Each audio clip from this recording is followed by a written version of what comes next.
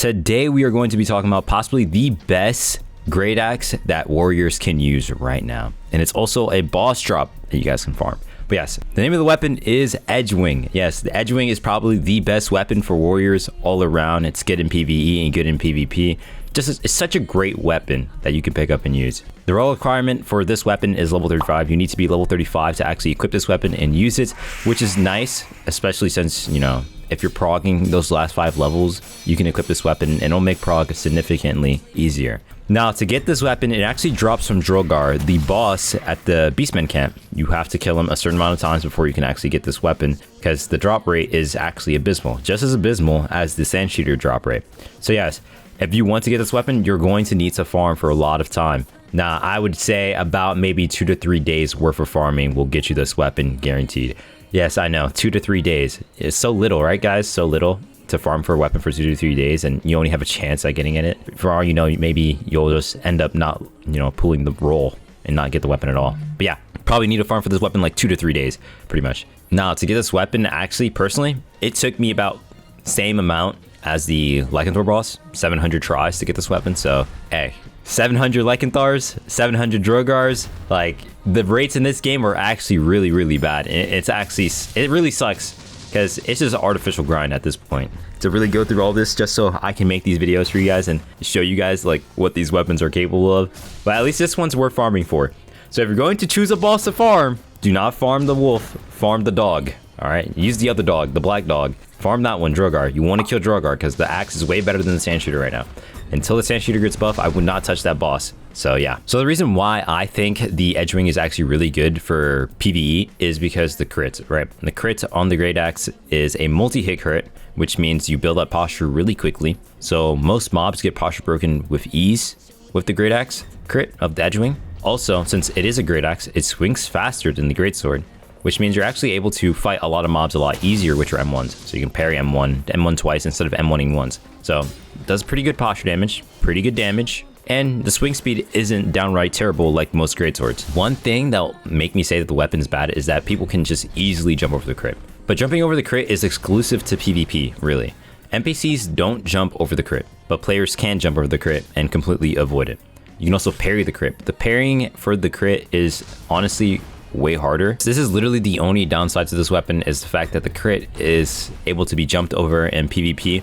So once people start to catch on that you can just jump over this crit and avoid it with ease, the weapon is going to fall off really easily. But there's one saving grace to this. If you had spells or anything that roots a person, say for example Tornado, you can't jump over the crit. You're forced to get hit by it, which is actually really, really good, which makes this weapon S tier actually in ganks.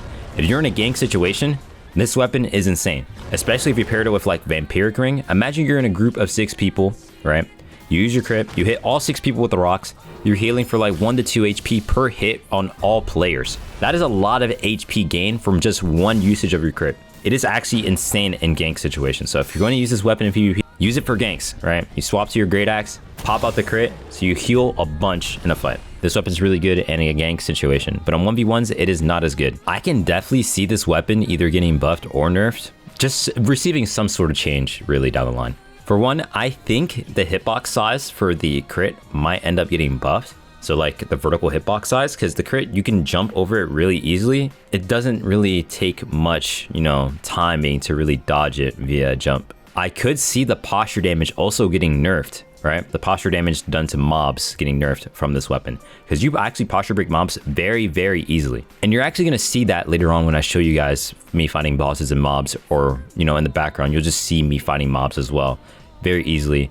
Just posture breaking these mobs like it's nothing. Builds that this weapon would majorly benefit are warrior builds specifically, obviously because you need to be a warrior to use it. But subclasses that I see this this Great Axe doing well on is Swordmaster, for example. On Swordmaster, you actually can build up your flux really easily with this crit. You get 10% per crit, which is nice. And it scales off hit, all right? So if you're in a group setting and you pop your field, everyone's in your field and you pop that crit, you can easily jump up to like 30, 40% very fast. So this weapon's actually really huge in a gank situation if you're a Swordmaster. So you have just crazy crowd control with this weapon. This weapon would actually be useful on Berserker as well, simply because you're healing, right? On Berserker, you're going to be healing off the damage you deal. If you pair this up with Vampiric Ring, as well as your Berserker Enrage and all that other healing bonuses you get when you pop your crit, you're probably going to heal at least maybe like 30 HP per crit or more, really. So it's really just a good thing to use in a gank situation. Like, this weapon is really good overall. Good for PvP and good for PvE. It's not a bad weapon at all, and it's actually like really, really good. Is it possible to farm this weapon in like a really fast amount of time? No, not at all. You're gonna be sitting on your computer, finding this boss for about 2 to 3 days, questioning why are you even playing this game? Because you're farming for a weapon that has extremely low drop chance just for you to, you know, use it for a couple days and, you know, get bored of it, all right? But the weapon is good. It's worth the grind, honestly. I would say it's worth the grind if you're gonna grind any of these. If you're the casual player and you don't want to grind, I would not recommend doing this boss at all. I would not recommend even grinding for any of these items. I would just trade for it, really. But yeah, this weapon is worth grinding though if you are a no life. So if you're a no life and you're planning to continue playing this game all the time, I would say grind for this weapon. It's definitely way better than Sand Shooter. Do not waste your time on the wolf boss. Fight Drogar instead. Drogar is the boss you want to be fighting to get this weapon. It is super, super good in PvE and PvP. Yeah, if you're looking to do really good in PvE builds or PvP builds, you probably want to pick up this weapon. It's really good for both. Honestly, probably the best warrior weapon there is right now, besides of course the, you know, other sword medium weapons that are obviously better for other reasons that I won't get into in this video. But yeah, the weapon is definitely worth it, way more worth it actually than the Lycanthor boss weapon, Sand Shooter. So if you're going to pick one of these weapons, you should pick the Great Axe over the Sand Shooter, unless you just want the Sand Shooter just for flex reasons, or because you just really happen to like great swords more than great axes for whatever reason that is. But if you're looking to play meta, definitely get the Edgewing. You want to get the Edgewing. Now the mob is dead. All right, now we're going to take on the Basilisk. Now, just like we fought, you know, the Basilisk with the Sand Shooter, now we're going to do it with the Edgewing, just so you guys can see the difference in weapon type. You're going to notice something huge is that the Edgewing here is a lot more stronger and trivializes this boss, or really any boss or mob in the game. The crit is just so good. Watch, we're gonna see here. I'm not even gonna bother to heal. I'm just gonna summon my slime, send him the passive, pop my aura, pop field, drop the crit. Should be posture broken in like one more hit. Maybe not. I'll just counter this. Oh. Now it's posture broken.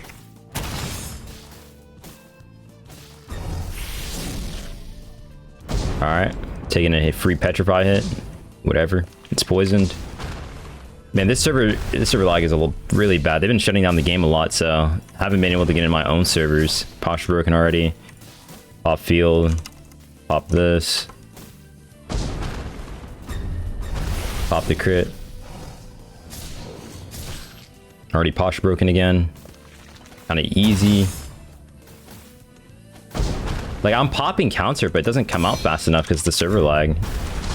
You really need to fight these bosses 1v1 in like good ping.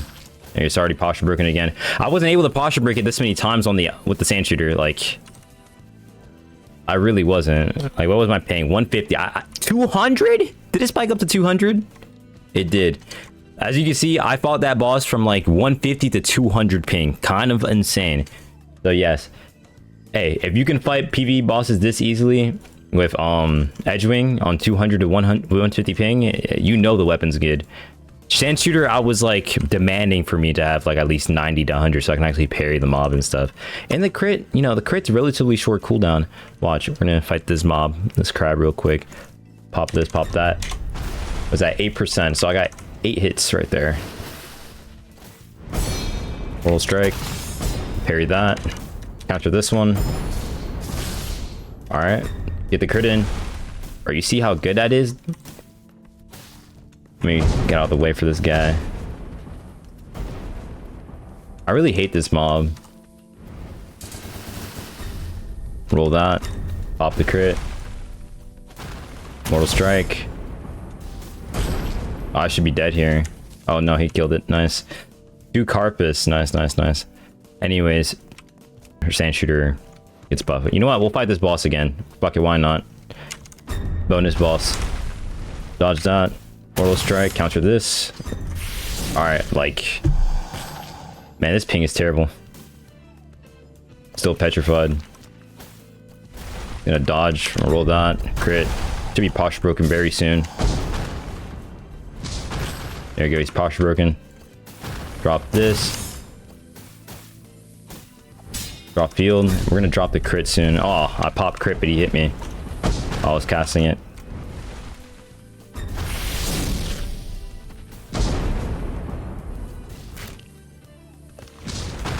I wish this mob was a little easier to fight on high ping. It's an issue with heavy weapons, honestly, or just high ping in general. Like, you're not meant to play these games on high ping. You have to like run around and stuff. All right, I popped counter, but it did not matter.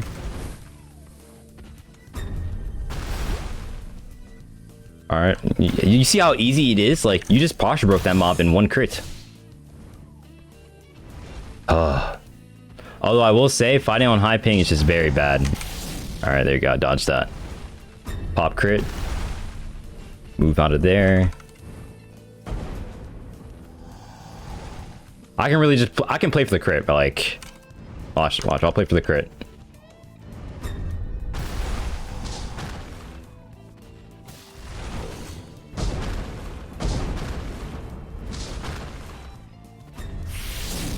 What? I countered that.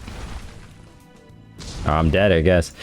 Hey, but you saw 200 ping fighting the boss with just using the crit and a pet. Like, it's that easy. If I was on 90 ping, it'd be a different story. I'd be greening this motherfucker.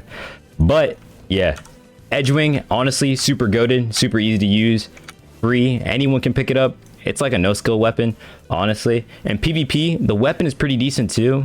Only in gang situations. If you fought Drogar a lot, you'll know that you can just jump the crit. So when you see the rocks pop out, you just jump. You completely avoid those rocks. So yeah, if you're fighting against the weapon, guys, remember, jump over the crit. It's a free dodge.